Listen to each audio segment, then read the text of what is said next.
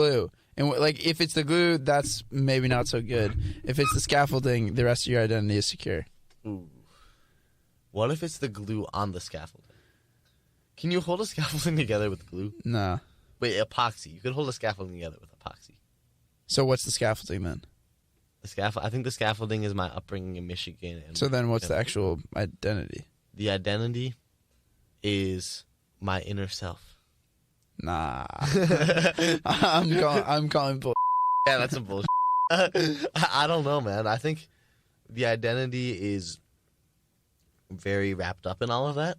Uh-huh. In the same way that a building is wrapped up in scaffolding. And so even when you take away the scaffolding from a building, you still have that final product that is reflective of where the scaffolding is. I'm so lost, bro. And you've clearly never built anything. I've built so many things, bro. Like what? I built a playground. Really? Yeah. Nice. In high school. Playgrounds don't have scaffolding, though. They don't. I've never built anything with scaffolding. This is true. Because I'm not an architect. Gotcha. You built things with scaffolding? Nah, but architects don't build things with scaffolding. They design them. They design things to be built with scaffolding. Yeah. And you need some sort of formal training to be building things with scaffolding. Yeah, for sure. Skilled trade school or something. For sure. But yeah, okay. It's interesting that you say your beard doesn't have any impact on your identity, because I've definitely noticed you lower your voice when you have a beard. Whoa, really? Yeah, I think you do. Crazy. No, I actually disagree. Like, I think I mentioned, like, it actually is kind of part of my identity. Uh-huh. Yeah. But I almost feel like I think it informs the parts of my identity that I am forthcoming about, like, when I have them. Like, I can't really fit in as, like, or I mean, I guess I can, but I feel slightly less comfortable in, like, the, like, nice clothes and, like, country club type setting with it, like, with a big, like, beard. Yeah. You mean like as like a part of the fraternity or just generally? Yeah, like as a part of fraternity. That's definitely, wow, yeah. Yeah. I could totally see that. But you think I lower my voice when I... You definitely lower your voice. Definitely? Like 100%. What? There's like a there's like a slight personality shift. What? And maybe this could just be the way I'm perceiving you also, but like I think I see you as like very slightly more grown up with a beard. Interesting. Especially with the 5 o'clock shadow, bro. The 5 o'clock shadow is clean. Yeah. Yeah. No, it actually is ridiculous how much older I look with a beard. Yeah, like you could be like a weathered like 30-year-old who's like weathered 30-year-old who's like seen like, you know, bro, like, I'm not taking this so well. Nah, I'm sorry, bro, but like without a beard you look like 15. Yeah, I know. And then that 5 o'clock shadow is the sweet spot. Yeah, I agree. I agree. But it takes a lot of work. It does. You gotta trim it. Gotta trim it down. You gotta trim it down. What are speaking of your sexy 5 o'clock shadow? Yeah. Which is sexy. Thank you. What are some other beautiful beards that you've seen? Specifically from history. From history. I think Malcolm X had kind of a sick beard. Malcolm X did have a sick beard. Yeah. And the glasses. It was clean. It was nice and clean. I think, like, honestly, I aspire to, like, a Malcolm X beard. Really? Yeah. Like, that level of, like, because it was like kind of a goatee, right? Yeah. Yeah, it was, like, the level of, like, the ability to have that kind of goatee and just pull it off. Like, that's something impressive. Yeah. What about you? What's a beard from history that you look up to? Beard from history. I think, like, a beautiful model beard to me, and this is slightly more contemporary, is before this we were scrolling through pictures of people superimposing beards onto Barack Obama's face. So if you Google Barack Obama beard and you look at the first result, that is... Bro, that's fake, though. You can't just make up a fake beard. But it's fake, but it's beautiful. I wish Barack had that when he was our president. Really? Shout out Barack Obama. We miss Barack. Yeah, I don't know. Interesting. I think it would have been a statement. Huh. A statement that needed to be made. What would the statement be? That no matter what your perception is of me, I am professional and a figure of authority and above you and willing to enact whatever policies I see as making this country a better place. I think that's the message it sends. Okay, I'm trying to think of other beards that I look up to. Oh, wow. I just saw... Look at this beard, bro. Yeah, that's wild. This one is like... Picture a mustache and nothing on the chin, but it just continues up the sideburns. Yo, you know who had a nice beard? Who? John Lennon. Yes. That is so true. Look up his beard. I feel like all the Beatles.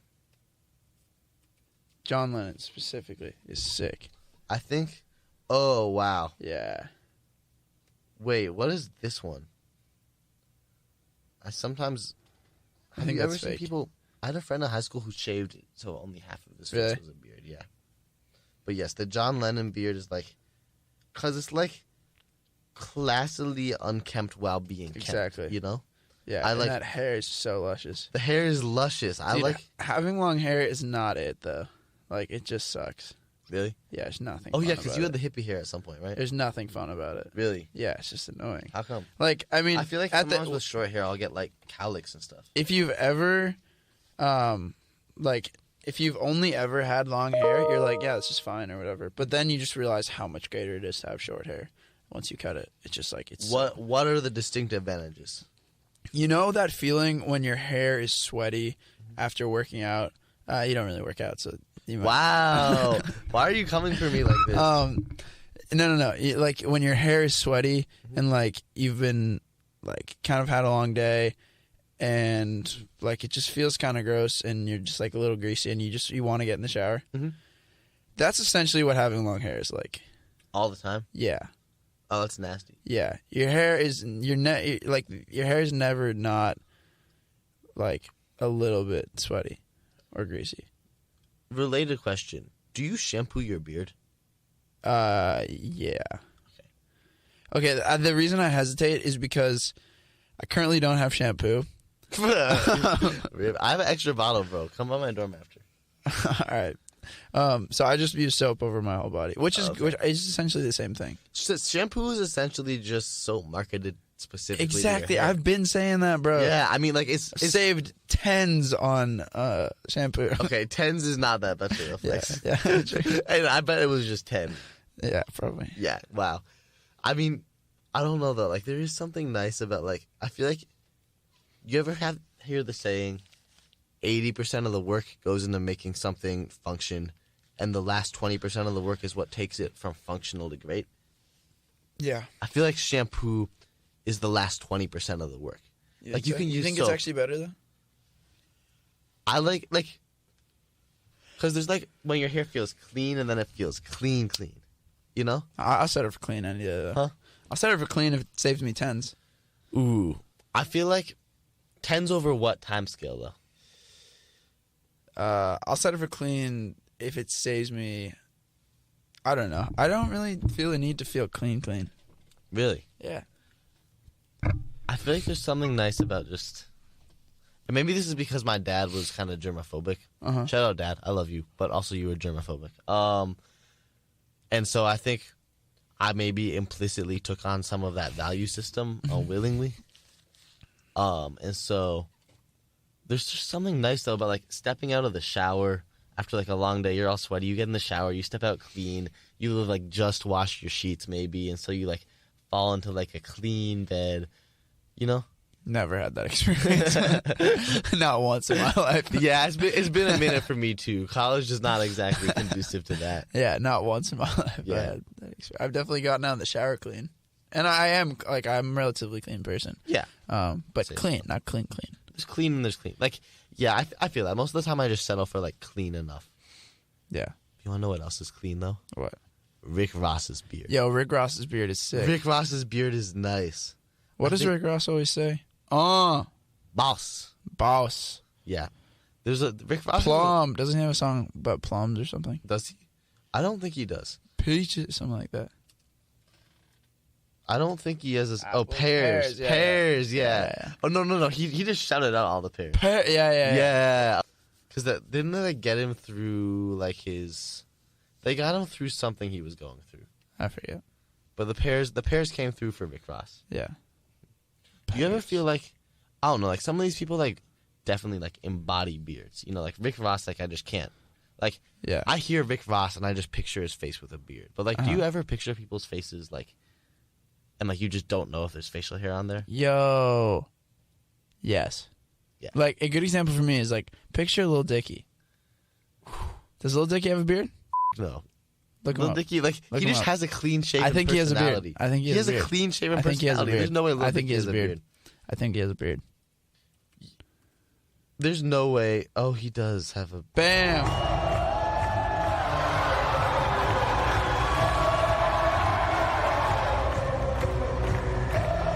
But like, it's kind of a scruff. Like, it's kind of one of those beards. Bro, that's a straight up beard. If your beard's a beard, that's a beard. Wow. That's a no. straight up beard. So like, Rick Ross. Look like, at that picture.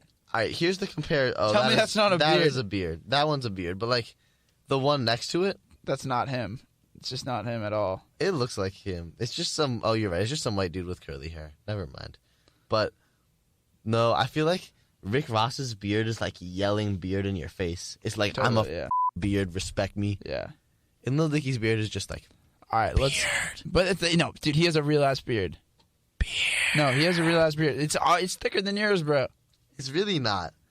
My beard is taking offense at this. This is literally thicker than yours. Just because I trim my beard doesn't mean that Lil Dicky's beard is thicker than He probably trims his beard too. Nah, that beard looks natural. He doesn't have a clean neckline. Yeah, look at that. There's a little scruff. There's a little scruff riding up on the cheeks. He doesn't line it up. Bro, that's not what this is about. This is about whether that's a thick ass beard. That is. Oh wait. Oh, you showed me a different picture. Yeah, that's a thick beard. So he trims it. What about Cory Booker? No beard. I feel like he has a. Are we making this a game? Name people. I think this is Okay, a game. it's a game. Does Cory Booker have a beard? No, he doesn't. 100% he doesn't. Oh, you're right. Boom, bro. He has Oh. the most clean shaven personality of anybody in the Oh, world. his face looks like a thumb. Wow, I feel like so much validated now. Like my whole childhood experience was feeling like my face was like a thumb. All right, I got another one. And now look at this representation. Okay, I got another one. I'm ready. Eric Andre. Eric Andre has a beard. Yeah. Yeah, Eric Andre definitely has a beard. Are we sure though? Yeah, he's got a yeah, beard. he It's a does. little. It's not very big though. It's like not big. It's a goatee. Yeah, he has a very beard personality. Staying with the comedians. What about Trevor Noah? No, I'm pretty sure Trevor Noah has a beard. no, he doesn't. No way, dude. He's way too clean shaven. No, Boom. there's a little scruff there. No, there's not. Yeah, there is. Look You at that. can't tell me no, you see, thought- that Bro, is a beard. You can't That tell me you is- thought Lil Dicky didn't have a beard, but this is a That beard. is a beard. This isn't bro. a question of whether he can grow a beard, bro. He clearly can grow a beard, but he doesn't. That is a beard. Do you see that? No. That is a very No, it's clear not a 5 beard. o'clock shadow. That's a 5 o'clock shadow, which is not a beard. It toes the line though. It's a liminal space, bro. No. That's Do you barely. see that? That is a beard. That's literally a That 5 is o'clock a shadow. That beard. is a shadow. That is not a shadow. That is It's specifically a that 5 has o'clock shadow. mass, bro. Go to the first image that comes up of Trevor Noah. That is, his skin is sparkling. That's how clean it. That's how that is kind of Thank you. shiny. All right, next up, I guess we'll stick with we'll go to footballers. Lionel Messi. No beard. I feel like he has a beard. I'm pretty sure he doesn't. Oh, fuck. Boom. You're so much better at this than I am. Boom. I think I'm putting too much weight on Bearded. the personality. He is aggressively bearded too. Yeah. What about other footballers? What about let's go Lamar Jackson. I don't know who that is. He's gonna be the MVP this year. For what? NFL. We can do college. Oh, I thought we were talking about football. You're talking about American football. I said other football. Oh, okay. Yeah. American football. American football. Yeah. I don't know Lamar Jackson. Okay, well we'll not do Lamar Jackson. Okay. What about we can do Stanford. What about KJ Costello? Nah. I don't think he does either. Let's see. Oh, they all have his helmet on. There he is. Oh, no. Kind of does. He kind of does. Kind of does. Wow. What goes into your judgment of whether someone has a beard? I feel like for some people it's super obvious because they talk about it. It's like a big part of who they are. Yo, I actually have one. I have one. Okay. Kevin Hart. Kevin Hart has a beard.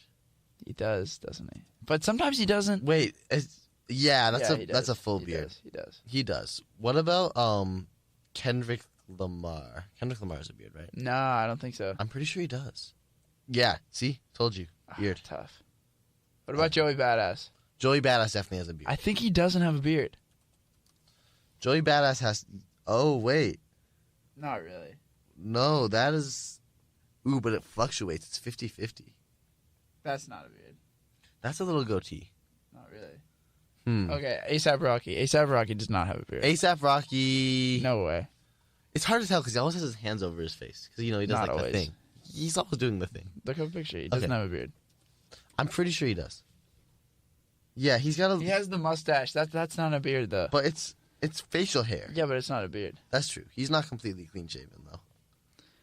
All right, I don't who else? I like this game. I like this game, I've too. been right about 90% of the time. You've been much more right than I have. Thank I you. will give you that. Thank you. What about, let's do non-music this time. What about Bob Ross? This is tough because, yeah, he has a beard. Yeah, he has a beard. It's a trick question. Yeah. That's literally, That's literally his whole thing. yeah. Do you understand the whole hype behind Bob Ross? Yeah, he's fucking amazing. I mean, yeah, I got that, but, like, why is he a meme? Just like the way he talks about, like, his demeanor. I don't know. He's just hilarious. Yeah, I mean, it is, but it's like, I guess that's the whole point of memes, just, like, blowing things out of Yeah, proportion. exactly. But, like, yeah. Okay, Yeah. that's fair. I have a friend in, I have a good friend whose name is Robert Ross. Really? And he goes by, like, we call him Rob, but, like, sometimes we call him Bob. So, like, Bob Ross. And he dressed up as Bob Ross last year for Halloween. I remember back in the 2009, in 2009, there was I don't remember what year it was, but back when we were in elementary school, there was a Tigers pitcher who threw what should have been a perfect game, except for in the bottom of the ninth inning, an umpire by the name of James Joyce blew a call. Something should have been like an out at first base, and he called the runner safe, even though he was like 5 feet from the base when the first baseman tagged down. I got it. And one of my really good friends at the time's name was Josh Joyce, and his dad's name was James Joyce, and he got hate mail. Like, Really? he got so much hate mail for like literally the next 2 months. Crazy. Like death threats, bro. Wait, dude, that just reminded me. When I was about 11 years old, I think it was my 11th birthday. Uh-huh. I went to a Red Sox game, Mhm. and it was against the Detroit Tigers. Really? Yeah. And Okay. they were winning like 3-0. We were good back then. Yeah, you were really good. You were really We were good. really It good. was like 3-0. And then we scored one. It was like, all right, it's one. I think Bottom of the ninth. We went to the 2012 World Series. Now that I think about it. Yeah. Well, let's just wait. We scored two. I was like, oh, this is a good finish. And then all of a sudden, Big Papi with a runner on first, bro. Bottom of the ninth, my 11th birthday. Walk-off home run from Big Papi. Wow. Just absolutely kissing the Detroit Tigers goodbye. See, I can't even be mad about that because it was your 11th birthday, and I also love Big Papi. Me too. Big Papi, like... Also, we've been to the World Series way more times than you have. Yeah, but you had a way longer drought than we did. So? That makes it more special, bro. The curse of the Bambino. Yeah, that's true. And we've just objectively had more championships. And been better in recent years than you. That's honestly... I mean, the Tigers have been trash since, like, 2014. So. I mean, even if they had been good, we would have been better. I mean, I feel like that's objectively false because if the Tigers were better than you, then we would have been better. No. Even if they were, like, better than they were. Like, it doesn't matter that they were trash. Even if they were a solid team, we'd be better. Our team, like... Dude, the Red Sox... You have been over the very past good the 15 past- years yeah. have just been insane. You had, like, a couple rough seasons, like, 2 years ago. but- Barely. Yeah. And, like, it is true that rough season for you still means making the playoffs. Yeah, exactly. We don't miss playoffs. It's Bro, insane. Boston sports is spoiled. It's not spoiled, bro. We work for that. It's literally the best. Like, literally, there's no dynasty like Boston. That's honestly true. Like, and there never will be, honestly. And Like, you want to they're- know the best part? What? My cousins live in Boston, so when the Detroit teams, which are, like, pretty much universally ass at this point, lose, I can just bandwagon right on. Bro. without I mean, and feeling we're guilty. happy to have you. Yeah. But And Tom also- Brady went to Michigan too. You're welcome. What do you mean you're welcome? He was nothing, bro. He was nothing at Michigan. He was touchdown Tom, bro. Bro, Touchdown Tom. Dude, nobody in the Touchdown Tom. NFL wanted him, dog. We drafted him in late because we saw potential in him. People didn't think he would fit We a pro saved his scheme. ass, bro. If it wasn't, Nah, if he it was- wasn't for the city of Boston, Tom Brady would literally be working a concession stand at. Well, no, he wouldn't. He went to No, he UMich. He'd wouldn't. He'd probably have a good job. Yeah. He'd be working in some mid-tier. He'd be working at Dunder Mifflin, bro, at a mid-tier paper supply company in Northeast Pennsylvania. You know, Dunder Mifflin is fake news, right? What do you mean? It's not a real place. He'd be working at the Dunder Mifflin, But whatever. it But you actually can't is. work at the Dunder Mifflin if Dunder Mifflin isn't a real place. There are a million companies exactly like Dunder Mifflin. Not a million, maybe a couple thousand. Yeah, He'd be working in middle management for one of those. okay. So that's what we do. I don't know. Tom Brady has a vision though. Like I feel like he'd be like, Dude, that vision is, you can't disattach that vision from Boston. If he was in any other city, this wouldn't have happened. then bro. why is his vision for like TB12 sports and like all of that? Why is that creating so much tension with Boston and specifically the Patriots organization? Bro, because sometimes you have complicated relationships with your home, and that's just the way it is. But that doesn't mean you turn your back on your home. You also recognize the fact that the only reason you are is because of your home, and that's Tom Brady's relationship with Boston, not University of Michigan. Nah, Michigan will always be his home. No, it won't, bro. You wanna know what's crazy, bro? What? Tom Brady is from San Mateo. I know, but that's not his home. Michigan is not his home. Michigan is his home. Dorchester, Boston is his home, Why Dorchester? because that's where he lives. Oh, See, really? you didn't even know that. He lives in Dorchester? Yeah. Tom Brady? Yep. Oh wow, I didn't know that. That's cool. See, I know that, bro, because he's part of my New England family. Yeah, but did you know any of the people he played with at Michigan? I think not. I bet he doesn't even remember them either. No, Bro, that's fake Tom news. Brady, he would literally say, like, his mind was changed when he met Bill Belichick for the first time. Oh, I'm sure. That's true. Like But the that city of Boston. None of that happens with a Lloyd Carr behind him, bro. Sure. I mean, yeah, but, like, let's say he didn't make it, bro. Like, To what? let's say he didn't make it to where he is today. Like, it would be because he didn't, like, because he didn't meet Belichick. It would be because he didn't come to Boston. It wouldn't be because he went to Michigan. I'm or going to didn't go back to Michigan. something earlier. I say, we all stand on the shoulders of giants. Tom Brady is standing on the shoulders of Lloyd Carr. Nope. Yes. Nope. Yes. My dog, like, this is just not. If that was the case, then how do you explain the rest of the Boston dynasty? Like, maybe you could get away with explaining the Patriots, but to have the level of success that we have had in so many other sports is just, like, unexplainable. You can't explain it. It's the city itself. It's the city of sports Ooh, magic. Yeah, there's something to that. Maybe someone hit you with some pixie dust or something. Who even knows? It's not pixie dust, bro. You can't understand it unless you're part of it, bro. Alright, I don't know about that one, but that is a hot take. What? That it's something other than pixie dust. Because it seems like pixie dusty to me. Nothing is that much of a coincidence. Our basketball team, our hockey team, our baseball team, our football team. Bro, the Boston Lizards lacrosse team is like 4-time champions in the last 6 years.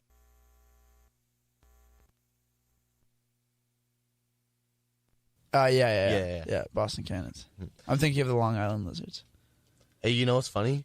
The Boston Cannons lost to like the top D3 team Yeah, in college. Yeah, crazy. it's wild, right? Yeah, Tufts, crazy. But anyway, you know what we haven't done in a while either. What? We're hitting all the old segments. This is a little throwback. What? Hot takes time. Bet. All right, what's your hot take? What's your hot take today? I just asked you. What's your No, hot I'm take? asking you. I asked you first. My hot take is I asked you. That's your hot take? No, that's my like. You know how like at fancy restaurants they'll have like appetizers and like a main course. Nope. So this is my appetizer hot take. All right, my hot take. Look at my ears. Yeah. Look at my ears. No, Yeah. now take off your headphones. Let me look at your ears. Okay.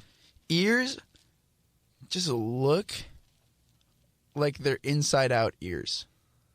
Wait.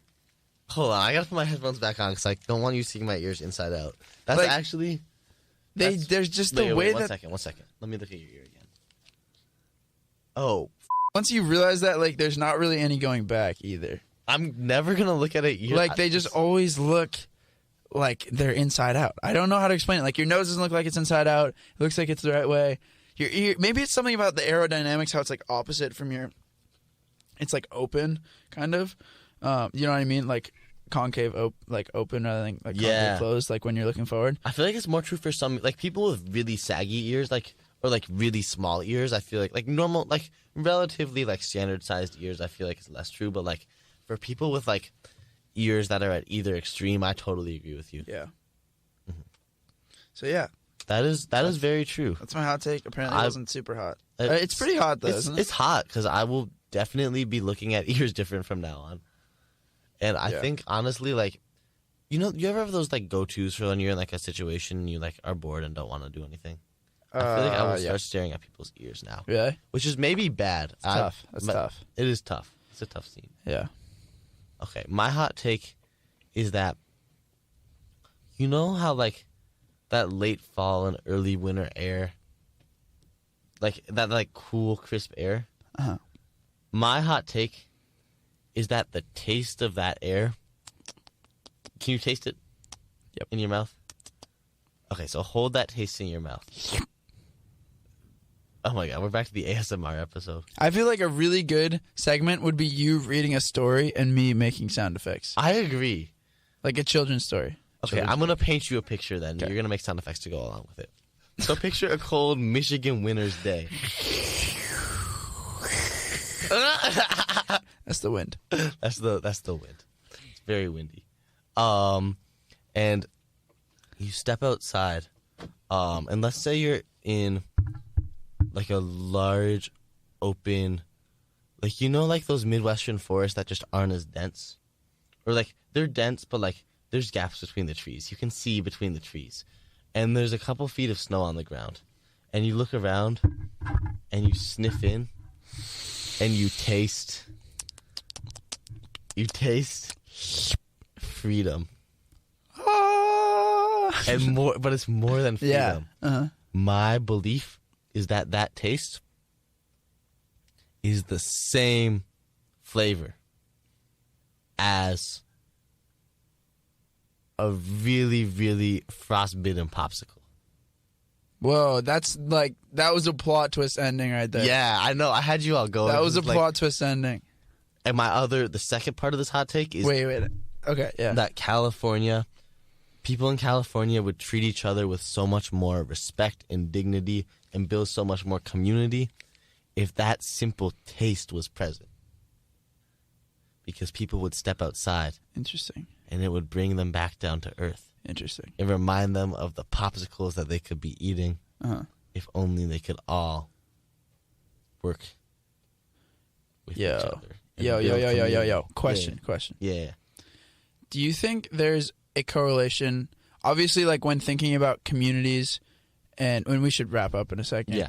When thinking about communities and like how they come together, there's like tons of crazy factors, and this is like basically, everything that, like you'd study in like urban studies, like what brings a community together, right? Do you think there's any correlation between average temperature in a region and how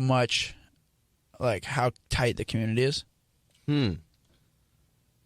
I wonder. I think there's got to be a correlation with friendliness, because if I don't know, people give it might just boil down to the simple fact that people give better hugs when it's cold outside and they want to share body warmth. Mm-hmm. Yeah. That's why cuffing season is a thing. What? Yeah, it's like that's why the fall is cuffing season, because you want someone to snuggle with in the winter. Wow, this is new territory for me. Really? Yeah, I never heard that. Yeah. I was sure that was the reason behind cuffing season. I never heard that. I thought that was just something people said when they were like feeling lonely. No, cuffing season is the fall.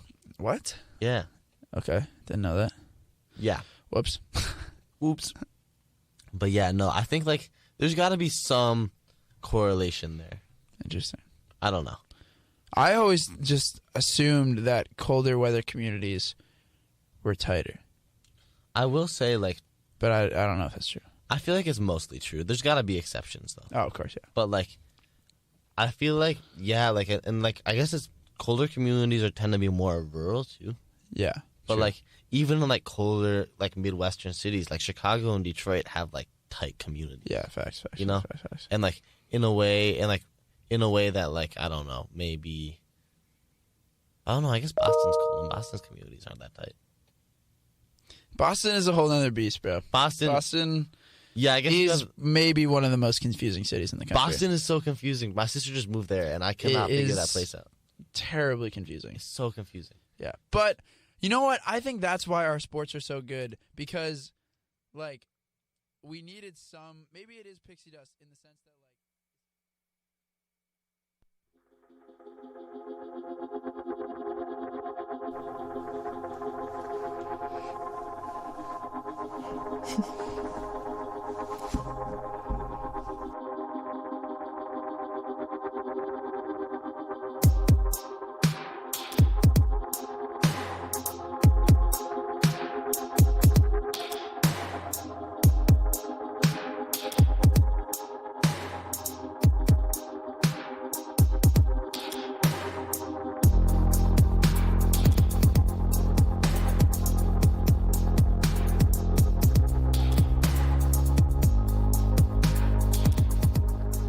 Hello and welcome back to Modern Education. This is the host of Modern Education, Benjamin S. Woodford, here back in the studio with you one more time for another hour of talk and news and education discourse and a little bit of fun. I think we're going to have extra fun today. I think I'm going to bring my co-hosts here on the mic and see how they're doing today. I got Hello. Emily Quiles and Abby Banks on the mics. Hello. Yes. Welcome back. Glad you guys are here in the studio with me one more time. Glad you're here too, Ben. Oh, it is so nice to be here. We have a little funny setup for the studio this week. We do. Ben is our engineer today. I'm engineering from outside of the studio and looking in through the little fish bowl window. Either. Yeah, fish bowl. No, fish eye. You're looking through the fish bowl with your fish eyes. Excuse everything. Oh, fish eyes. What? Well, I know we do have an episode about fishes. Fishes. If you are not do. scared of sleeping with the fishes, Zebrafish. like Yeah. Luca Brasi in The Godfather. Of course, I'm referencing a movie so old only people my age or older are going to get it. But if you look back at that.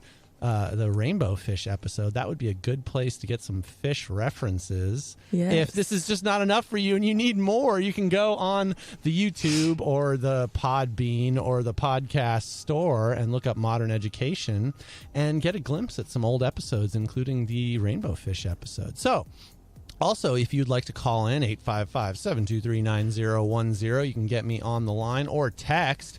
Again, 855-723-9010. Since I'll be engineering from outside the studio, you can get a shot at sending a text, and I will be listening and watching for those messages.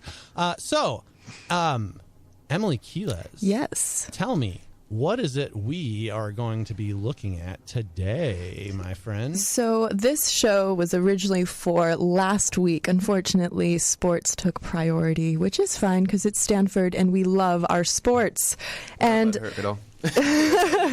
so we this was going off of, especially in reflection of our last year's show of Black Friday, and you can also find that on our Apple Podcast link. I believe it was called Consumerism Follows Thanks. And yes, you could hear this audio clip in that segment from last year. It Pretty sounds much crazy. What is going on here? So what's going on here is a typical Black Friday, from my understanding. On sale. Things could get nuts. Is there anything typical about Black Friday? I mean, it seems a little insane, if you ask me. I mean, thousands of people snagging their deals. Do you go to Black Friday, Abby? Or have you? That's all my mom and my aunt. Leave it up to the mom and auntie to do all the shopping and going through the crowds. I went. You went once? I went to the midnight opening on Black Friday one time. Just I think it was more of an anthropological experiment than a real desire. Although I bought a couple things. I still have a jacket that I bought. It was like an $80 jacket that I got $15 on clearance. Nice. And I love that jacket. It's like this nice sort of semi-formal, casual but warm jacket. And $15. That's a steal. I literally went thinking to myself, I'm not buying a single thing. I just want to see what this is all about. You didn't get trampled or anything in line? No, it was Good. midnight. There was like nobody there. Oh, midnight. It was Okay. like, I saw a couple of my high school students. Yeah. I was teaching at the time. They were like, Mr. Woodford, what are you doing? I'm like, Getting a shirt. I'm experimenting with what the heck you crazy people do with your lives. But yeah, so that's all I really remember. I think I bought a couple shirts. And I was like, okay, Nice. interesting. Well, yeah, in this video, you actually see this point right here. In this point, you see the gates of this store. I'm pretty sure it's Urban Outfitters rise. So you see a bunch of these teenage girls basically, as the doors rise, completely mob into the store. And to me, it's just fascinating. So we definitely took a little bit of a negative approach last year. I mean, negative within justice to Black Friday. We talked about consumerism, like modes of consumerism, like what do advertisers look for, or you could say exploit you for. And we've decided to kind of take this into a lighter heart view of Black Friday, but now that we're not in Black Friday, just in Christmas. And Ben, if you would like to play this perfectly cheesy song that I found about gift giving, it's so catchy and so fitting for what we're about to talk about today. And I think it's the perfect way to kind of encompass. Yes. I think I can do that. There we go. We can comment right over it if you want to. Oh, yeah. I'm dancing. She is dancing, ladies and gentlemen. I can see it through the window. It is Twinkle in your eye. It is holiday-themed dancing, if I could guess. It's December. It's appropriate. I agree. Abby, you going to dance with her or what? Little groovy. Yeah, there you go. All right, good man. It's, you never want to leave someone dancing all alone. That's true. Yeah, come on. You see someone out on the dance floor, ladies and gentlemen, you get out there and make them not be the only one, okay? Pro tip for life. Exactly. I think people put way too much meaning on every little thing, such as going out to dance with somebody. It's like sometimes you're just dancing and you can walk away when it's over and it doesn't need to mean anything, and then they don't look lonely, and I think that's a good tip. I think you're distracting our listeners from this beautiful song. I was doing that on purpose. I could tell. I didn't want them to tune in and think that modern education wasn't on today. Okay, it is pretty cute though. Let's give it a minute. Round we open gifts as happy as can be. That's a happy Christmas to me. To me. La la la la la la la la la. Christmases are pretty happy unless maybe you don't celebrate Christmas. Oh yeah.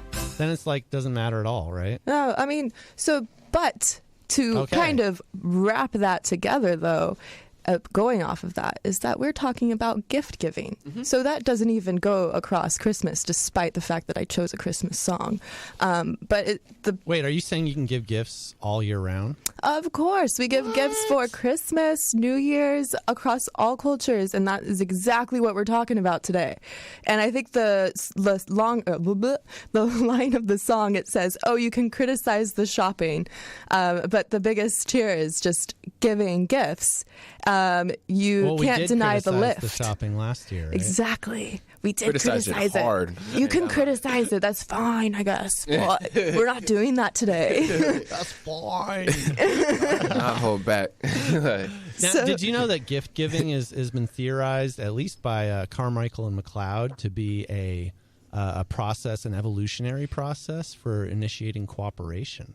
Yes, it is. Yeah. It's actually one of the origins goes by the furthest dated back that we can find. Mm-hmm. Goes back to primitive caveman culture with more gift giving, showing love and affection towards one another, and that some of them were also more of an affluent type of status thing to mark off of. So like, oh, I have this really pretty shaped stone and I want to give it to you. Me, But caveman, here fish. Here, Right. exactly. That kind of thing? Yes. Yeah. So it could be like they have an unusually shaped rock, a tooth from an animal, or bark from a tree. Those are some nice gifts. Yeah. I always wanted a bark gift. It's Well, better than coal, you know. You could write many things on the bark. I don't know. Yeah. You could We know what to get Ben go for sled Christmas shading. Yeah. Sled Oh, shading. thank now. What am I saying? Yes, we Ladies and gentlemen, if some you're bark. listening, please get me some bark for Bark, Christmas. Actually, I don't know I don't think we're supposed to solicit gifts even when we're joking. So don't get me any gifts. Unless you I'll give you a gift. Ben. You can get me a gift. As long as it's bark. Yeah, as long as it's Okay. Okay, it's simple. Woof, woof. yeah. Not that kind of bark. No. So yeah, with tools and the advancement of tools, we actually saw some more elaborate gifts where instead of just animal teeth, we had drilled holes in the animal teeth so we could hang them around our I necks. still do that. Yeah, cool. Yeah. I'm When so I'm gonna give proud. someone a gift, I just drill a hole right in one of my old baby teeth. Your old baby teeth. That's Yeah, kinda I mean, gross. yeah, okay. The Tooth Fairy truthfully took those away, so I don't have them anymore. My parents still have mine. They're still with the Tooth Fairy. What? Did They're the still with the tooth fairy. Does your parents and the Tooth Fairy work together? If you're young, yes. Oh yeah. Okay. And If we have any young if listeners, you're, yes. yes. Okay. Thank Same you. with Santa Claus. Yes. They are Why you- partners. In Why you all gotta take things. it there? I'm just saying they work together. They're not the same thing. Okay, good. For our more sophisticated listeners, I believe they will get what we are trying to do. Just in case you are driving with your young ones in the car, Christmas is coming. That is up to you to have that conversation. Santa's real. I don't know what beyond Emily's talking about. Tooth Fairy's real. Santa's real. this. It's all just perception. Okay, well, you heard it here, ladies and Yeah, gentlemen. here first, modern Bringing education. you breaking news on modern education. Santa's real. I actually saw Santa yesterday driving in a What? Mustang with the top down, and he Yes, had like the it's- Santa hat and the beard. It's the new. You say hi to him? I wanted to. I Oh, didn't. you were intimidated. Instead little of bit. He reindeer, was he's Santa. got a whole bunch He's of like, horses yeah. under the hood. So, Santa is a big deal, Abby. I mean, let's give it to him, right? He is. The big guy. He's a guy, man. Yeah, Yeah. for real. Yeah. I left him cookies like my whole childhood. Milk too? same. Yeah. I left Always oatmeal milk for and his cookies, deers yeah. too. For Yeah. his little deer friends. Chocolate chip, man. Oh, that's really nice of you. Every Yeah. Christmas. Wow. But did Wow. you know if you put oatmeal with sparkles, that's what the deer love. So when they go number 2, it's sparkly? Obviously, I don't know. It's Wow. magical, right? I mean, Sparkles make anything magical. I'm going to take a tiny tangent here, but I we was, haven't already. Tangent off the tangent off the tangent. Yes. Crickets. I need a sound effect. Yeah, board we in here do. to make cricket noise. Anyway, I saw somewhere that people are literally eating glitter so that their number 2s will sparkle. Whoa, And I'm like, is that what good for you? I can't imagine that it is. These Ladies are and gentlemen- non-reindeer. Like Ladies human and beings. not reindeers. Like, ladies and gentlemen, please do not do non-Santa this. affiliated Yeah, reindeer. Yeah, I Yeah, mean, please don't do this. That, okay, think I when you already take heard. when you take it that far, it's just too far. Well, exactly. Well, Yeah. you're ingesting it anyway. I And just remember. like fun fact, Yeah. glitter is generally produced and made from an element called a material called mica. I don't think it's an element. Yeah, I was going to And- go into this and just now. Mica is generally mined by child labor in very unfortunate places. So I share this often and really ruin a lot of people's love for glitter, because once they realize that children are suffering in mines under horrible conditions to mine this sparkly material, it ruins it for, I think, at least socially conscious people. Is that where you're going to go with that? Actually, no. Oh, where are you going with it? Okay. No. Sorry, I just brought it down. Can you bring us That back was really up? sad. Yeah. I mean, this is also a bit sad, but when I was working in a preschool, all the teachers would be like, "Oh man, like sparkles are so terrible, or glitter is so terrible to work with because the kids will inhale it, right? Well, Yeah. like not on purpose. They're not like snorting crystals. Glitter in your anyways, glitter in your lungs cannot it be just healthy happens either. Yeah. exactly, and Probably they, not as bad as smoking. no, definitely not. But it has little crystal ends which end up cutting their lungs. So I can't imagine like ingesting them. would Actually, be any smoking better. does very similar. It does. When you It inhale does. the fiberglass from the filter, it goes in and cuts your lungs by design. To seep in the nicotine. Give a delivery method for the nicotine, right? Thank you so much for telling me that. So back to gifts. I was just giving you like a little historical lowdown of gift giving, and So it was bark and yes, bark, teeth, and unusual shaped rocks. interesting. And yeah, I've as given an time went unusual on, shaped It's like rock in as a Hunter gift from and time to Gatherer. time. yeah, Yeah. little pet rocks. It goes over well. It does it? I hope so. You are my rock. yeah. Wow. That was good. There we go. Yeah. So that's actually a good way to put into this. Or what are your number one reasons that you say that you can't get a gift this year? Can't get a gift? Yeah, I can't get you a gift because I don't have enough money. I'm sorry. Oh, okay. I can't get you a gift because I've given all the gifts I budgeted for the year. There we go. What's your top reason? Or do you have a reason? Or are you just a gift giver? He's like, I'm getting you guys gifts. What are you talking about? Bark, getting you remember? Probably. Bark and maybe a rock. If There we go. Oh. That's Can affordable. it be unusually shaped, please? Oh, definitely, without a doubt. Oh, okay. All right, Most my rocks man. are. All right. That's true. Rocks most are generally unique not usually shaped, right? Oh, man, this conversation really great. rocks. Oh, yes. Oh, ba-dum-bum. Beautiful. But yeah, what's your reason, Abby? Yeah, probably the money, man. Money. Oh, That's yeah, usually so the run of the reason. mill, Abby. Come on. We're all in that same financial I was trying to situation. think of like a creative. Yeah. And I was like, Should we do another round? I don't What's your care s- about you enough. Oh, wow. That hurts. I wasn't meaning that to you. Oh, okay. Well, you were looking right at me. I was like, through the window. I still You felt it. you know? My number 2 reason for not giving a gift is because I'm busy doing a number 2. Okay, cool. He's just stuck in the toilet. Yeah. I would, but Yeah. currently, I preoccupied. can't. I'm indisposed at the moment. Ladies and gentlemen, we do potty humor on Modern Education. Only rarely, but when we do it, hit that record button on your DVR. Oh, people still do that? No, I don't think so. I'm dating You're myself. dating here. yourself, man. Yeah. It'd be good, though, because I haven't had Before a my date in a time. while. I could date myself.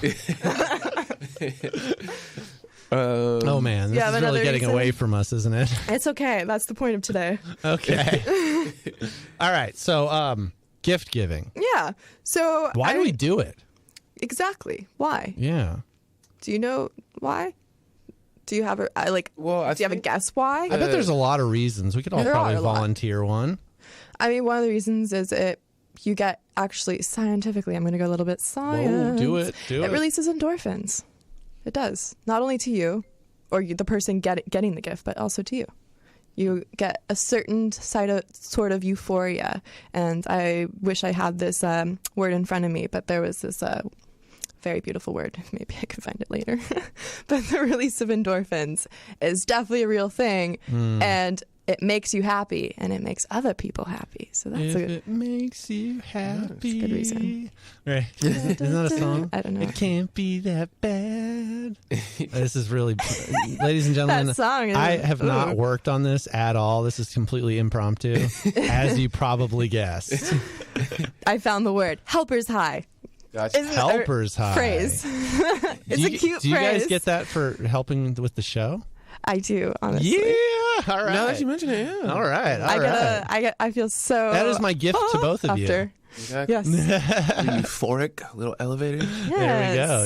Yeah. Go. Helper's high. Okay, I like it. I think I've experienced this, right? Can you just let's say all of us, including the audience, you can imagine probably a moment where you've handed a gift to somebody and they've either unwrapped it or unpackaged it, and their eyes light up. Yeah. And their smile gets bigger and grows, and you have that feeling. And now I have a name for it: the helper's high. Yeah. Nice, The helper's high. nice. Okay. I mean, it's not really technical. oh Yeah. Did we just make It's a that nice up? phrase. I mean, I found it on an article, so it's at Okay, least somebody true. made it up. Someone made it up. True not about me. every word, by the way, ladies and gentlemen. It Somebody was made it invented up. by somebody at some place sometime. Okay, that's Yes. we can consider that a rock solid citation. So actually, to go off of this helper's high, Yeah. there was a study led by Doug Oman from the University of California with elderly people who volunteered for 2 or more organizations. So this was more of the idea rather than like giving like a physical gift, but giving your time as well. And because as we all know, it doesn't have to be something that we can actually hold, but sometimes just something that we can feel. And 44% were less likely to die over the 5-year period than those who were non-volunteers. And that is excluding their age, exercise habits, general health, and negative health habits like smoking. And these are people that gave gifts? The people who volunteered their time in this specific study. And basically, the science behind this says that people who provide social support to others had lower blood pressure than participants who didn't. Wow. Interesting. Isn't that nice? Was this a long-term result or in the moment? Long term. Wow. I can't tell you how long term. Well, I won't ask. Oh, there we go. 5 years. Okay. That's amazing. All right. Yeah, that's promising, right? Right. Yeah. I think it's a nice way to kind of set up the idea of those endorphins, not only alone, but like as well that there's a lot of other bodily functions that come out of giving gifts. We've been talking about bodily functions quite a bit in such a short time already. Yes, bodily functions. Where are our minds today? Seriously, though. Not here. No, they are here in gift giving. So what's a reason for you, Abby, to give gifts? Well, I think this kind of connects to what you're talking about. Like, I think, at least from what I saw, like the main reason, like that people, or like the gift giving has kind of evolved is like an expression of love. And there's a lot of research that was saying that basically, like, love and expressions of love and communities are basically vital for, like, you know, to continue human existence, you know. It's so true to continue human connection. Yeah, just to have communities of people together, you know, and have them functioning. So I looked at like all the different, and that's the thing, it's like all these studies said like love is like a natural, essential part of human nature that's necessary for humans to, you know, continue their existence. Love is like a fundamental part in expressing the love and things like that.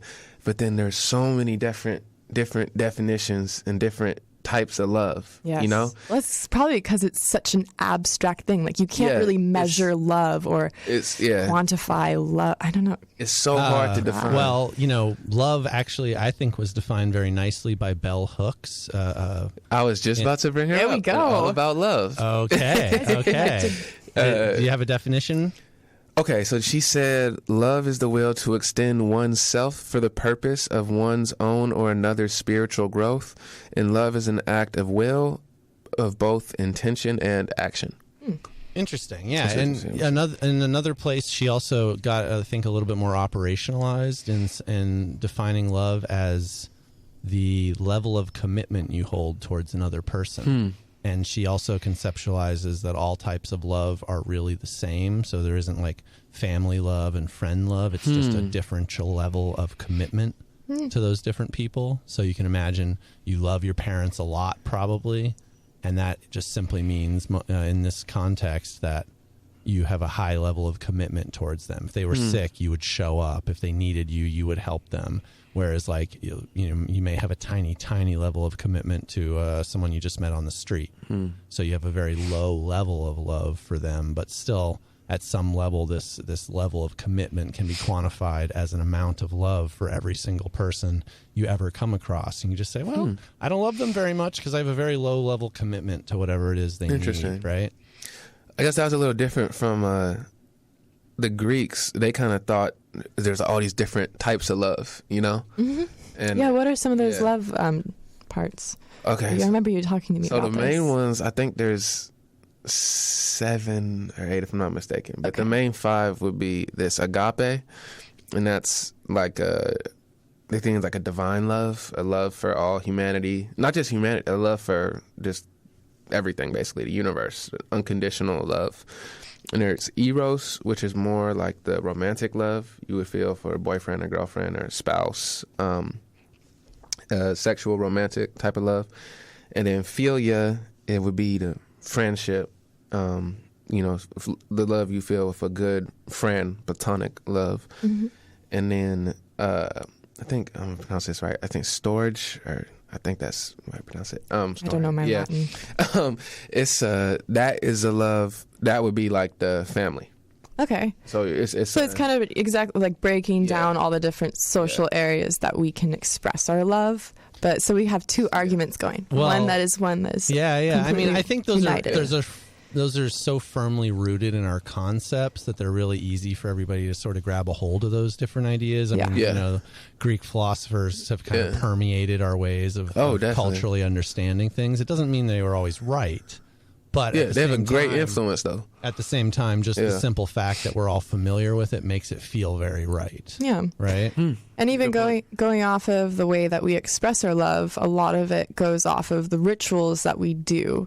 And I think this is a really good point to bring out when we are talking about gift giving or loving those. And we honestly talk a lot about love in modern education. I love that. I know. And I have a love quote if you guys want it. Yeah, let's go for it. Before I jump way too far. Let's go. Yeah, that's why I was like, she's going away from love. Let me get my love quote. So Maya Angelou said this. She said, love recognizes no barriers. It jumps hurdles, leaps fences, penetrates walls to arrive at its destination, full of hope. It's beautiful, right? That is really nice. Is that from a poem? I'm not sure.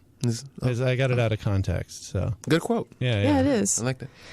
But yeah, with that, like the way that we express our love is a way of ritual. So we've been looking at different cultures, how they express their love or gift giving, and how that's done culturally differently. But there is an overall uniting factor about humanity that has been going on for a very, very, very long time, which is just giving gifts. And I think that's so beautiful in a way, because there almost is this I don't know if I'm making an assumption, but I feel like there is this kind of general trend to not be giving people gifts. Maybe it's just my immediate. Do you feel though that you can? Do you think that the most strongest, authentic, genuine love, if you do have that love, isn't necessary to give them material gifts? Oh, of course, yeah. I mean, it's not even material. Exactly like we said, it can sometimes just be a feeling, or like an action. Yeah, but I was asking about material though. Oh, it's a material solely? You think included, say you have all the other, things, but do you think it would also be necessary to, on top of that, also make sure you give them material? Yeah. Yes. I don't think so. Yeah. So talk about this. What's your opinion? Here's my take, and it doesn't have to be right. It's just a take, right? I think. Oh no! Are we, bro? Mike's getting hot. Anyway, I think there's a couple ways that I'd at least conceptualize this around love languages. So some people may find that they are highly tuned towards gift giving or receiving. And in that case, maybe the appropriate thing to do would be to give a physical gift. Yeah. Now, on the other hand, other people, if you stick with this this love language approach, other people may appreciate quality time or conversation. Yeah, exactly. Yeah. Meaningful or deep conversation, laughter, whatever. And these things can be differentially satisfying for whoever the receiver is, right? So if you say, Ebby, if you really love receiving gifts, you might be really inclined to give gifts as well, because you're basically subconsciously tuned to say, this is how I show love because this is how I want love to be shown to me, right?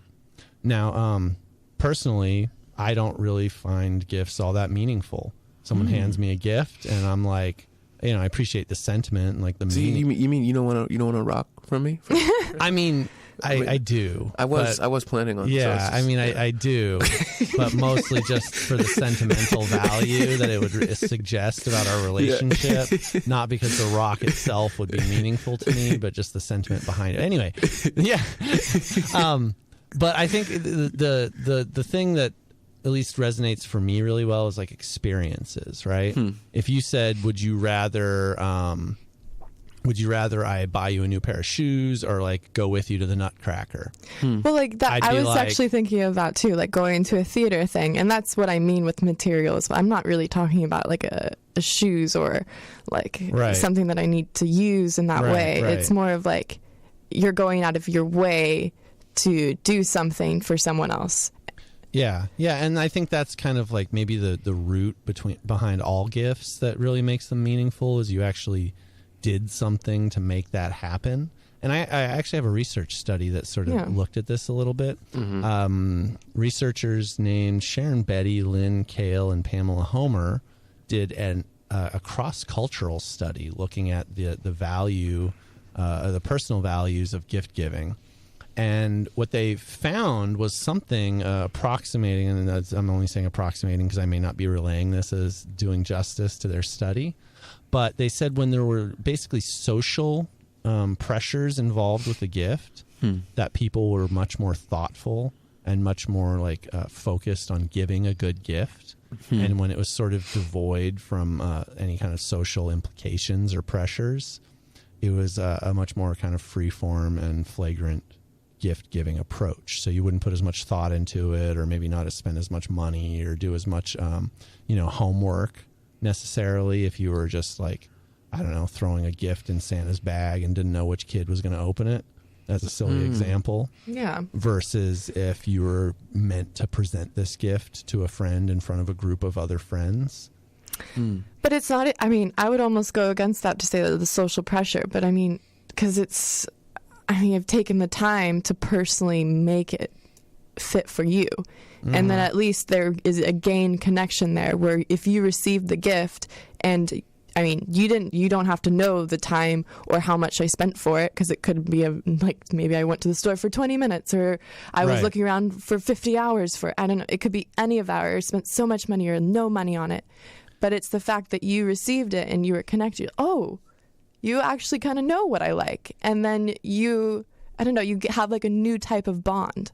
I'm not sure I'm following what you're saying, if I'm honest. I'm saying that you're bonding over the fact that the person who went out of their way to give you a gift actually knew what you would like.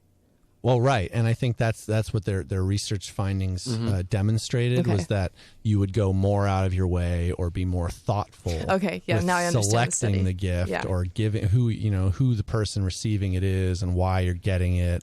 And so you might embed more meaning if this is a person you're going to see again, or somebody that is like, more powerfully connected or socially connected to your inner circle. So essentially, if I was boiling that down, I think it would be basically saying that the more maybe long-term connection or implications for what that gift might mean about who you are for giving it, and the more you're going to be like sort of socially categorized based on those implications, the more you may put into trying to make that gift meaningful. I also think it's a great point, going back, we made this like 2 minutes ago, a little earlier, about saying, for different people, everyone's different, right? And the love languages thing and how different people like to express or receive love, it could be really different. You said if someone, for example, really likes receiving gifts, they also might extrapolate, to say, okay, so if I like receiving these and I want to treat others how I want to be treated, so then I'm going to give a lot of gifts. You know what I mean? And I think that's, it's a deeper phenomenon. It's like, I think we all kind of,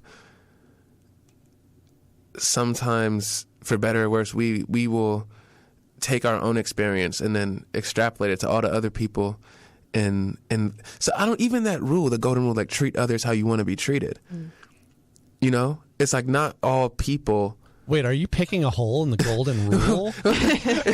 I welcome that. Let's hear it. I welcome that, but it's like you learn that when you're a little kid, like in preschool and kindergarten and whatnot, But I think you're absolutely right. It's like everyone is different, and everyone might not respond to things the way that you respond to things. Totally. And it really does take, what you're saying, it really does take more time to get to know each individual as a unique individual, person, human being, and really start to understand, okay, what is this person's personality like? What type of things do they respond to? What type of things do they like?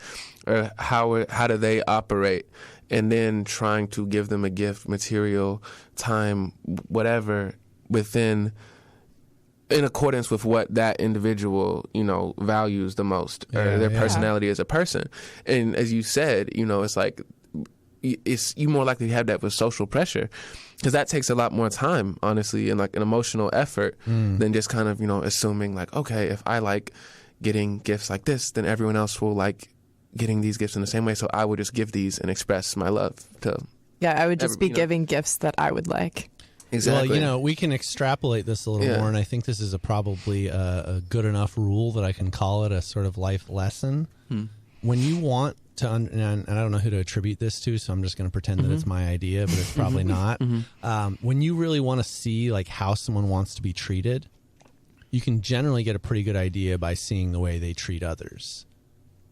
Now, I've got an example of this as well. Now, I used to be a teacher, and before that, I did a lot of tutoring. And I always felt pretty confident that I could get students to like come around and be good at whatever they were doing, and I'd work with them, and they were usually pretty successful.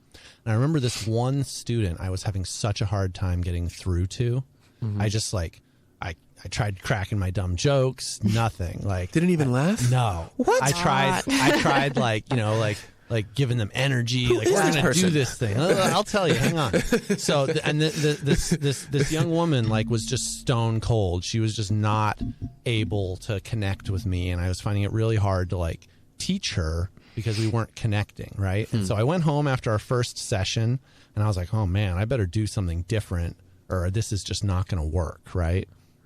So I did some reading, and one of these like suggestions that I came across was basically to mirror back to them the behavior they were giving me. And so this girl was very stoic and very sort of like calm and not expressive. And so in our second session, I came in and I was just very deliberate. I'm there getting paid to help this person do better, right? And so like I'll do whatever I need to do to help them do better. It's not about me. And so I come in and I sit down and I'm like, okay, so how are you? Instead, normally I'd be like, oh, what's up? How we doing? What's up? What have you been working on this week? Instead, I just gave this very sort of like nondescript, non-enthusiastic, like, oh, okay, cool. And like I was just very stoic and like kind of closed off, just like she was. And things got great. Wow. We had a great interaction on her level, and we talked about things, and she was learning, and then like she kind of loosened up, and we were able to like really connect better over the math that we were working on. And it was like a powerful illustration, I think, of this idea we're discussing around like how much we really want and give what we want, right? So it's a really good point, because I can think of that in like just the way that I have dealt with my siblings, my younger brother and sister, even, where I'm like, why are you being so mean? Let me like fill you with love. And then eventually you'll be nice to me. But I've noticed in moments where I'm more just like giving it back what they're giving, they're more like, oh, I don't know. They're more like aware of what's going on. They can relate to that better. Yeah, meet it's people true. on their wavelength, kind of. Exactly. Yeah, and it makes perfect sense, right? I mean, like you can't relate to someone who's just like in a different world than you, right? Like if I bring, I don't know, like some really passionate and exuberant speaker in to like a really quiet nap room, everyone's gonna be like, just leave, like stop. But if I bring him into like him or her into like a room filled with joy and excitement, and they bring their joy and excitement to amplify it, you can really like light up a crowd that way, right? Yeah. And I think that's really in a lot of ways what's going on. And there are actually research studies on this idea around like they have scanned a person's brain while they're giving a talk, and then scanned a bunch of people's brains while they're listening to the talk. And they find that your brains actually mirror the behavior of the speaker or the inputs and impulses of the speaker. And this is like a synchronizing. It's happening in the like mirror neurons in the brain. But the basic idea is that we synchronize, and language along with emotion. Emotion acts as sort of like the lightning rod to help the synchronization. But then language is what conveys like where to synchronize and what's going on. Language or events or whatever. It's kind of like puppies or dogs. I mean, without the language. So? Yeah. Because dogs go off of your face, like the way that your face is. If you're really like scared and you're sad, they'll be reacting off the fact that you're sad and be sad. Yeah, or be like, come up to you and be like, what's wrong? But if you're really happy and you're like, yes, let's go. And they're like, yes, let's jump it up and down. Come on. Well, any dog owners know that their dogs definitely feed off their emotions. And I think the reason why that's so obvious is because humans and dogs are both very social, right? Yes. And so, like, I think that's probably why, you know, people say, like, dogs are man's best friend or woman's best friend or human's best friend. There we go. Person's best friend. I don't know. I don't want to exclude anybody. Did I get everyone that way? By person. Okay. Yeah. No, I am a star. Oh, okay. Well, stars best in the galaxy. Oh my gosh, I can just never get everybody. But let's just say everybody. Yeah, dogs are everybody's yes. best friend except for cat people's. Yes, they're not cat people's best unless friend. you're a cat and dog person. Anyway, I think the point, as I'm like trailing off into infinity of weirdness, is that social animals are able to sort of have this feeding off each other's emotional state. And speaking of social animals, the ones like bonobos and chimpanzees actually give gifts. Really? Yeah. Tell us about that. They give each other gifts of food and tools. I wish there was a bonobo right here to give me a gift of food because I'm starving right now. Where's my bonobo friends? If you're a bonobo listening right now, please gift me some food. I don't know what any do bonobos bonobos actually eat. I'm not sure. Bananas? That makes sense. I mean, I don't know. It's a very stereotypical answer of you. Are you like pigeonholing bonobos into like stereotypical banana treats? What do bonobos eat? What? We're not going to Google that right on the air, are we? Why not? Okay, well, you are my official on-air Googler. Eats leaves, flowers, bark, stems, pith? What's pith? No, let's not dwell on that. Keep going. Yeah. and roots. So no bananas then. They also eat small mammals. Oh. I did not see that coming. Insect larvae. That either. Okay. Earthworms, honey, eggs. I dare soil. you to try a bonobo diet for a week. Oh. I'll stick to the earthworms. Okay, all right, deal. And the bark. Speaking of bark. All right. Okay, so yeah, I mean, we've really let ourselves go today, haven't we? I mean, I think it's fun. Like, I think it's really interesting, though, to think of gift giving in the context of animals, too. At least what we're not even gift giving, but sharing love. Sharing love in that way, because it also then transcends to the fact of, like, I don't think animals give material or like value material wealth. I would imagine they don't. I mean, you know, money is a construct that we've invented to simplify trade, and I don't think there's enough sophistication in animal trade scenarios to need currency at all. Yeah. So wealth, I think, is more probably more of like a social construct for animals. It's probably like I'm bigger than you. So. Yeah, exactly. So like I am stronger, therefore I have more. I'm doing air quotes here, wealth, right? Yeah. Because that's a currency that actually gets you things, right? More mates or more frequent mating, things like that. Yeah, I've got more feathers than you and I look more pretty. Yeah. That's peacocks. Yeah, that's the thing. Male peacocks are the pretty male peacocks. ones, right? Yes. You know, there's a funny thing in that. Like, why is it, like birds, all these other animals, they have men are the ones that like do the peacocking, right? And in like human, at least American human culture, women have to do the peacocking, right? They put on makeup, they do all these other things. And I feel like of the two genders, if there are differences, men are the less picky ones of the two anyway. So why isn't it that men have to like wear makeup and dress themselves up to be more attractive so that women will choose them? Social construct. Yeah, I think that's absolutely true, but it's strange, true. right? There is like historically, like women have always gone towards beauty. And all the way, like beauty standards have always changed. So, like the idea of like plucking out your eyelashes was actually a thing for a while. Whoa, that sounds like painful. Medieval. Yeah, I know. And your eyebrows, all of it, hair gone, very pale. I don't know. I don't know enough about it. I'm no beauty expert, but I remember hearing that and thinking that is crazy. Yes. But well, I'm only an expert in my own beauty. My own. What's your beauty routine? Inner beauty, of course. Oh, his beauty routine is his inner beauty. That's right. I tell myself I'm a good person. I tell myself I'm good enough to get this done. Yeah. Those are really, you know, I've been learning that more. You smart. is you just have to tell yourself positive affirmations rather than letting all the negativity, those internal thoughts. Being like, oh, I'm not good enough. What I say doesn't have value. No, of course. Yeah. Well, you know, identity formation is a huge part of creating action and movement in your life. And I think a lot of these like ideas around affirmations are really ideas around affirming an identity. And when you say things like I'm good enough, I'm smart enough, and doggone it, people like me, referencing an old Saturday Night Live skit.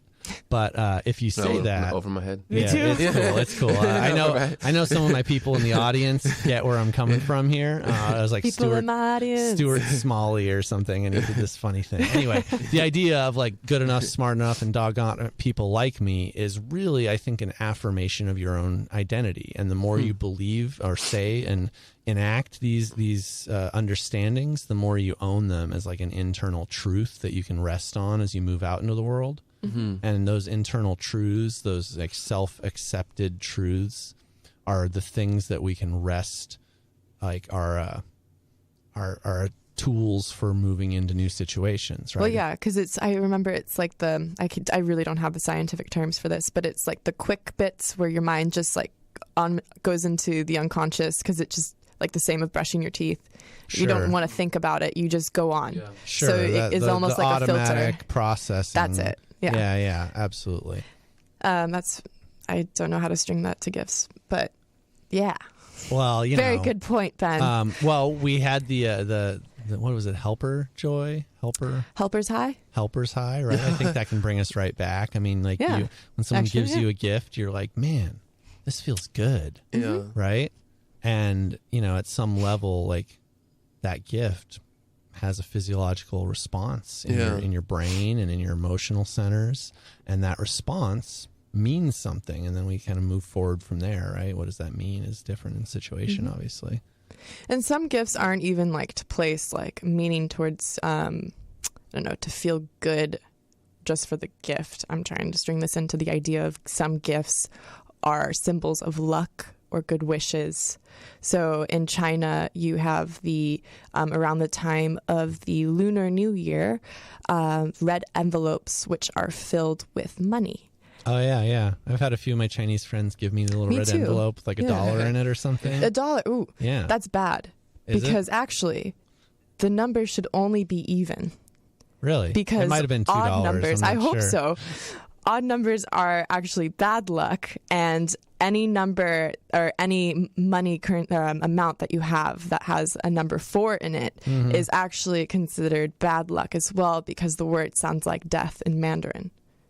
Interesting. Right? Okay. I did know that about the 4. Yeah. It's interesting. Yeah, and so like these idea of gifts can also be, rather than like, oh, I want you to feel good and maybe give me a gift back too. It's just the fact of, I'm wishing you the best of luck for this new year. Yeah, I mean, in that term, in that context too, it's kind of understood that everyone's kind of giving each other good luck gifts. Yeah. And I think, in just in a more general sense, I think a lot of Asian cultures have gift giving as a much more embedded part of societal norms. For instance, I have a good friend who's Filipino, and he'd come over just to hang out. It wasn't like an occasion or anything. And he'd come with like a little gift, like a piece of my favorite candy or something. Aww. And he's always like present it when he'd come in the door. And, it's not normal in American society as an American norm where you would expect that, right? Yeah. But I think in his culture, it is very much like you go to someone's house, you are a guest, you bring a gift. It doesn't have to be something big. It doesn't have to be like huge or super meaningful. It's just sort of a token of your appreciation for being welcomed into someone's home. And, and that's not in my like cultural lexicon of the way I think about doing things. And yet at the same time, I found it very endearing, and I found it very like refreshing and nice, and he was always welcome at my house no matter what's going on. I'm like, I'm not because I'm hoping to get a gift, but it's more like I'm like, dude, the one time he doesn't bring you candy, like, I know, I'm like, man, you're not welcome here anymore. There's the door. Yeah, not like that at all. Not like that at all. I think you got Kit Kat instead of Snickers. Yeah, them's fighting words. Come on. Oh, that's funny. Yeah, Give him Snickers. Yeah, you guys are snickering over there behind the glass. But where were you going with that? You said that. So you personally, though, you don't feel like you would prefer necessarily like material gifts over other types of gifts. It's more the intention, I guess. You said behind the gift, and the intention doesn't have to manifest itself in a material gift. The intention can manifest itself in a plethora of, absolutely. And I think, to me, it's like time, quality time is like the greatest gift you can give someone. I mean, they say time is money, time is gold. You know, there's all these ideas around time being so valuable. And I think to give someone your time is a powerful statement of priorities. If you have, for instance, let's say you have a romantic interest, right?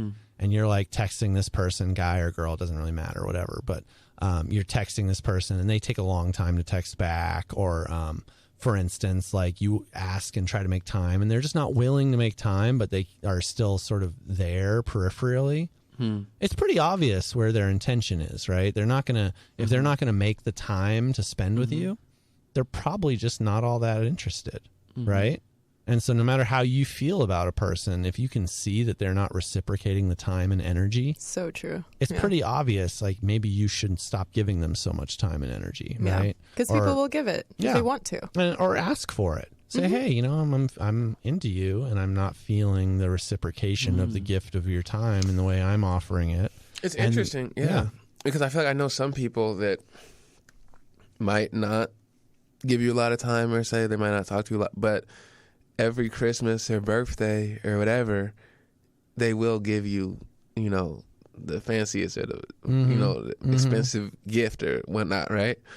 And then there's other people who is like, they will spend time with you, talk with you, spend a lot of time, invest, but then they won't, might necessarily give you the most expensive gift, or might not even give you a material gift at all, or Christmas or your birthday or whatever. I guess it's the perception. Well, I like this. I like that you brought this up because I think way to demonstrate. I think an interesting question that comes out of that is, who's the better friend? I mean, can we judge it? I mean, it's hard to put that on a hierarchy, but I mean, at least, and maybe each of us will have a different answer. Yeah. I think my answer is clear, that it's the person you spend more time with is the better friend. The person that you have more regular and meaningful connection and contact with. Yeah. I mean, that the person that you may not see all year that still gets you a gift, they may still very deeply care about you and you may care about them. But if you're not regularly putting in time to connect and bond and be vulnerable and share, you're really sort of just a peripheral relationship, right? And I feel generally too, it's like experiences are in some ways more valuable than material things, because I mean, the candy, you eat it, it's gone, or even a Xbox, eventually it's gonna stop working, it's gonna break. Like eventually the material thing isn't going to last forever, or you might stop using it or whatever. But if you have a memory, even if you just go to like a Warriors game with someone, you have a great time with them. Yeah. And it's a great time. Granted you don't get, old age, you might forget things, but generally, you're gonna remember those experiences.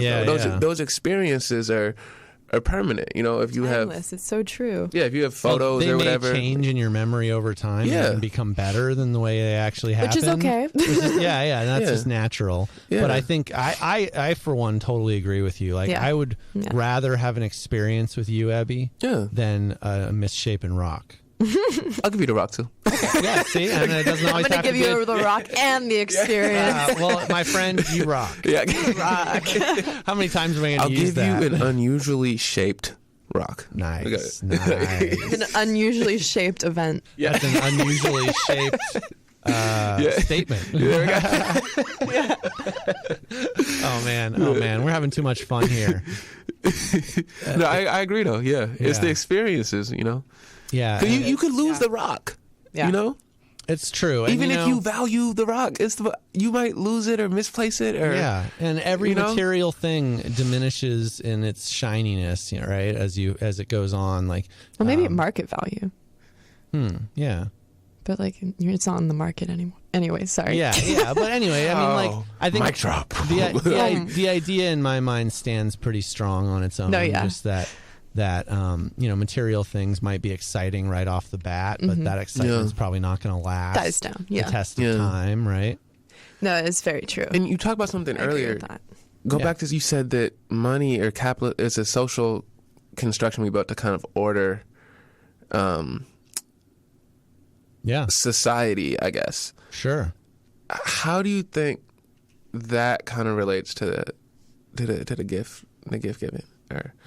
That's an interesting question. Yeah, I think I'm just riffing here because I haven't put a lot of thought into this off the top of my head, but I think you spend money usually on a physical gift, right? Yeah. And so I think here it is. Okay, I have a thought now. Yeah.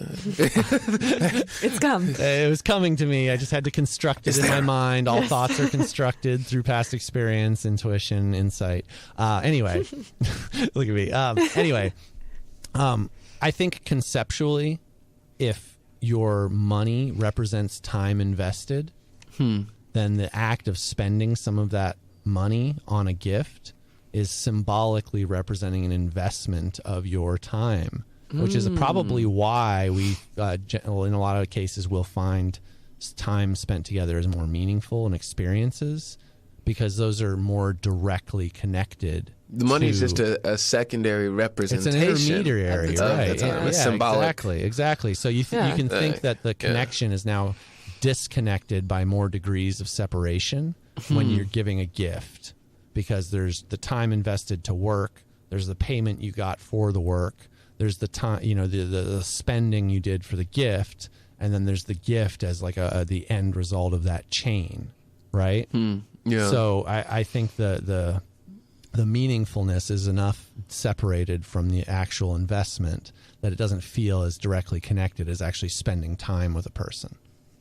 Yeah, that's a great point. Yeah. And on that note, I'm going to have to cut us off and say goodbye. So if you guys didn't have anything else to say, that's perfect. I'd like to end it to just say as well, like, we started this show, I purposely did it, it's a little bit, to say, okay, what are your number one reasons that you don't give gifts? And to discuss it, to show that there's so many ways that we can give gifts to each other, that it doesn't have to be because, I don't have enough money, or these superficial ways of excuses. Yeah, there are many levels and approaches to gift giving that don't necessitate going out of pocket monetarily, right?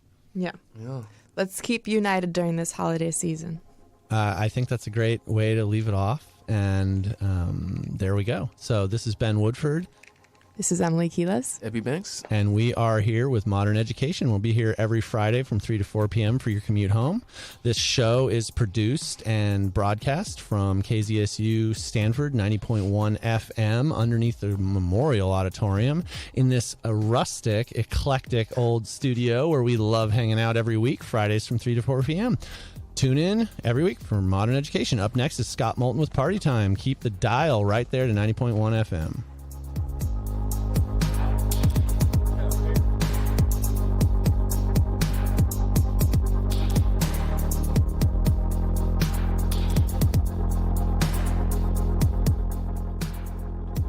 I would like to tell you about the Emerging Artists Network. The Emerging Artists Network celebrates the musical talent that exists among the Stanford student body. Thursday mornings from 8 to 9 a.m. Your hosts, Jodius, will provide a platform for Stanford artists to connect, debut on the radio, and talk about their musical projects while receiving advice and insight from individuals connected to the music industry. Shows will include a mix of live interviews, performances, and guest appearances. That's the Emerging Artist Network. Thursday mornings at 8 a.m. on Stanford Student Radio, KZSU. Radio Survivor explores the future of community media with a focus on community radio, college radio, low-power FM, and public access TV, along with podcasting and internet radio. Your hosts, Paul Rismald, Eric Flynn, and Jennifer Waits, will join you Wednesdays from 11 to 12 noon on KZSU. They'll highlight the best and most innovative audio programming and update you on news that affects your ability to make, create, hear, and watch community media. That's Wednesday mornings at 11 a.m. on Stanford student-run radio, KZSU. This is the Christmas Eve service, so if you'll be on or near the Stanford campus on Christmas Eve, you're invited to a Christmas Eve service glowing with candlelight holiday music. Communication will be celebrated and all are welcome.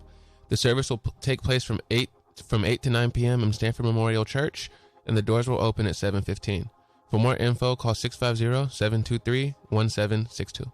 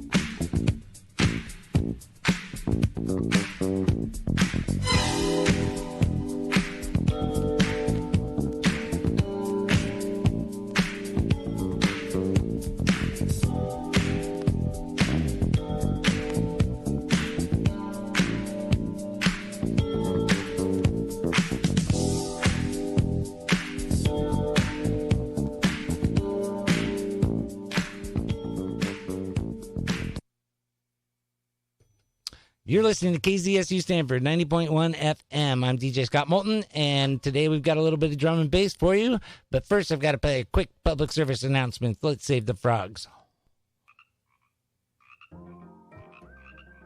Save the Frogs! Save the Frogs was America's first public charity dedicated exclusively to amphibian conservation. Save the Frogs! Its mission is to protect the amphibian population and promote a society that respects and appreciates nature and wildlife. Save the Frogs! Save the Frogs. Scientists, educators, naturalists, and policymakers work to protect a variety of amphibian species, including frogs, toads, newts, and salamanders. Save the Frogs. To donate, go to SaveTheFrogs.com. Save the Frogs. Save the frogs, everybody. Hey, I want to thank you all for tuning in. I know a lot of you were just listening to Modern Education, the best talk show here at KZSU, and with Ben, Ebby, and Emily. Anyway, I love that show. I tune in all the time. Hope you roll over to a little bit of drum and bass. We're going to push your musical artist, is that a word? Anyway, if you'd like to see today's playlist, it's on my Twitter at DJ Scott Moulton. And in the meantime, enjoy a continuous hour of drum and bass mixed by yours truly. And I'll be back at the top of the hour with the DJ concert update. Have a good afternoon, everybody.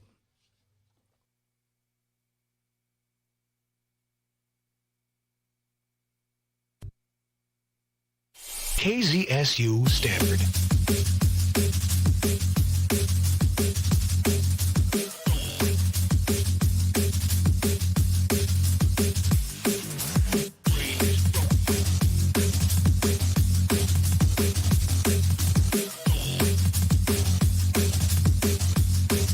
Exposure mode and this brain is broken.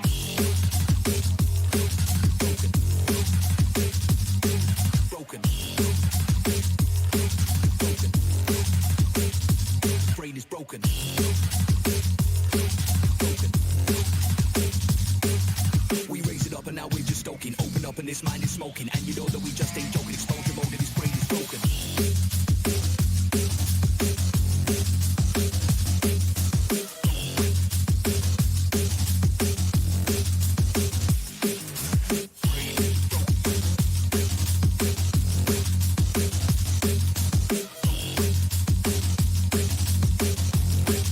Exposure mode and this brain is broken.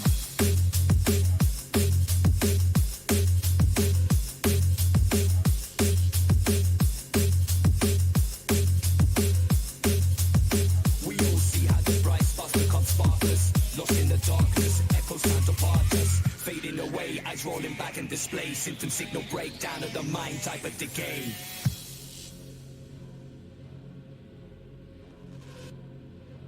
Broken. Brain is broken.